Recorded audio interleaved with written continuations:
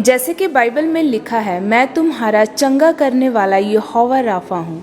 तो आइए हम देखते हैं कि कैसे परमेश्वर ने यह वचन एक डॉक्टर के जीवन में पूरा किया और उन्हें चंगा किया।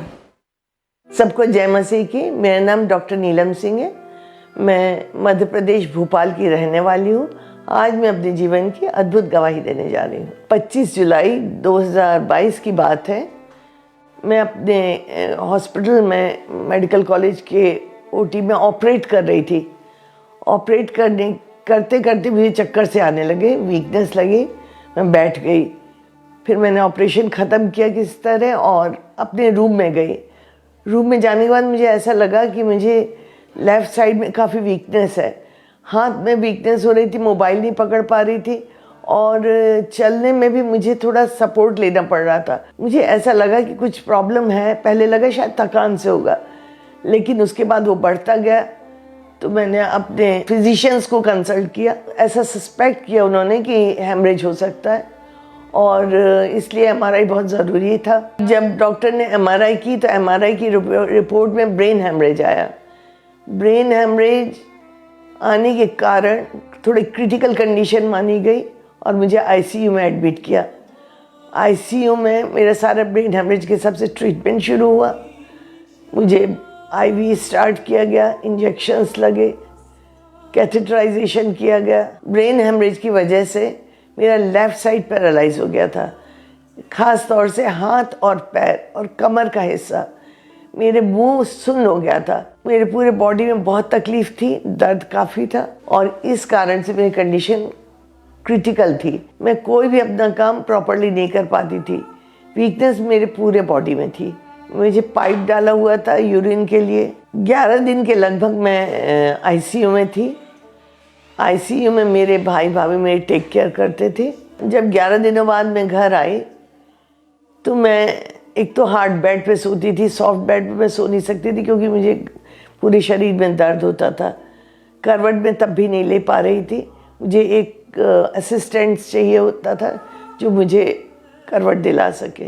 मैं अपने आप को बहुत हैंडीकैप महसूस कर रही थी क्योंकि मैं अपने आप से उठ के बाथरूम नहीं जा सकती थी, लेटरिन नहीं जा सकती थी और नहा तो सकती नहीं थी क्योंकि मैं हाथ ही मूव नहीं कर सकती थी। हाथ मूव करने में मुझे बहुत पेन होता था। तो उस समय मुझे लोग पकड़ के ले जाते थे, बाथरूम में बिठा देते थे और फिर लेके आते थे। नहाना तो मेरा संभव ही नहीं था। लगभग मैंने 2 महीने तक नहाया नहीं।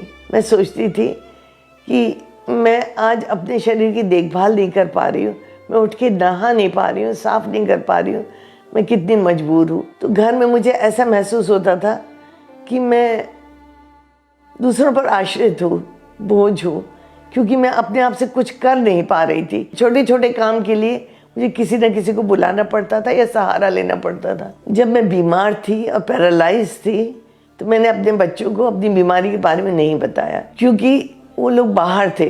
मुझे ऐसा लगता था कि मेरी बीमारी की बात सुन के वो लोग बहुत परेशान हो जाएंगे और इतनी जल्दी आना संभव भी नहीं है। जब मेरे बच्चों को मेरे पैरालिसिस के अटैक के बारे में पता चला तो वो लोग बहुत परेशान हो गए। मैंने फिजियोथेरेपी भी करवाई 4-5 बार, लेकिन उतना फ़ायदा नहीं हुआ मुझे। पैरालिसिस के अटैक के कारण मेरे गालों में भी नमनेस थी, यानी कमज़ोरी और सुन्नपन। तो खाना चबाने और निगलने में मुझे परेशानी होती थी। इस बीमारी की वजह से मेरी सारी लाइफ डिस्टर्ब हो गई थी और मैं लेटे लेटे सोचती थी कि कब मैं पहले की तरह नॉर्मली हॉस्पिटल जाऊंगी, पेशेंट देख सकूंगी, राउंड ले सकूंगी, ऑपरेट कर सकूंगी।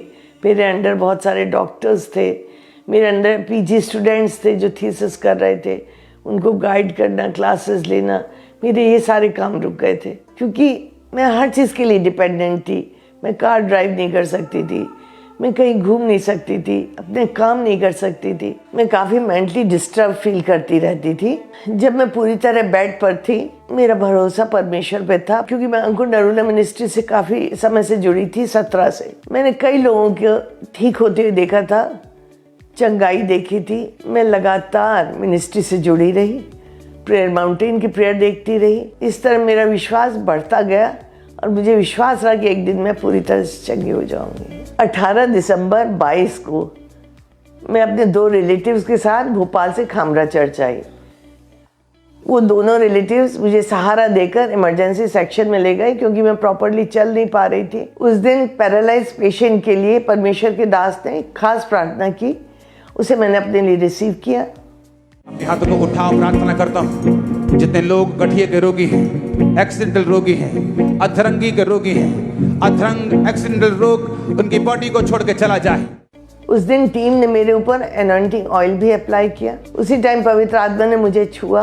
उसी समय मैंने अपने आप को चेक किया तो मेरा लेफ्ट साइड जो काम नहीं कर रहा था हैंड और लेग का, वो हाथ भी उठने लगा और पैर भी मेरा काम करने लगा। उस समय मैं अपने आप बहुत खुश थी और मुझे विश्वास नहीं हो रहा था कि मेरा हाथ काम करने लगा इतनी अच्छी तरह से। उस दिन के बाद मेरी रिकवरी होनी शुरू हो गई। अब मैं पूरी तरह से ठीक हूँ, मैं कार खुद ड्राइव कर सकती हूँ, मैं ऑपरेशंस कर सकती हूँ, मैंने अपना हॉस्पिटल ज्वाइन कर दिया, मैं अपने हॉस्पिटल के सारे काम कर सकती हूँ और मैं बहुत खुश हूँ। आज के समय में मुझे किसी के सहारे की ज़रूरत नहीं है। मैं खुद नहा सकती हूँ, खुद कपड़े पहन सकती हूँ, टॉयलेट जा सकती हूँ और अपने सारे काम खुद कर सकती हूँ। मैं जिस हॉस्पिटल में काम करती हूँ, डॉक्टर्स देख के बोलते हैं मैडम बिलीव नहीं हो रहा कि इतनी जल्दी कोई रिकवर हो सकता है। उसके लिए सब लोगों को काफ़ी आश्चर्य है। वो कहते हैं कि ये डेफिनेटली गॉड्स ग्रेस है। जो पेशेंट्स बेड पर हैं काफ़ी समय से, जिनका इम्प्रूवमेंट नहीं हो रहा है, पैरालाइज है या कोई और बीमारी है, मेरा यही कहना है कि वो प्रभु यीशु पर विश्वास रखें। वो हमें चंगाई प्रदान करता है, वो हमारा मेडिकल डॉक्टर है, वो हमारा वैद्य है और हमारे हर रोग को ठीक करने का सामर्थ्य रखता है। जैसे प्रभु यीशु ने मुझे चंगाई दी है, निश्चित रूप से उनको भी चंगाई देंगे। मैं इस अद्भुत चंगाई के लिए प्रभु का धन्यवाद करती हूँ और प्रभु के दास अपोस्टल अंकुर यूसुफ नरूला जी का धन्यवाद करती हूँ। सबको जय मसीह की। तारीफ करें जोर से, शब्द तालियों के साथ और जोर से परमेश्वर की तारीफ करें उसकी हजूरी के लिए जोर से। पकड़ू यीशु के करीब ले जा, पकड़ू यीशु के करीब ले जा, ईमान में बढ़ा, जीना सिखा, ईमान में बढ़ा, जीना सिखा, सच्चाई की राहों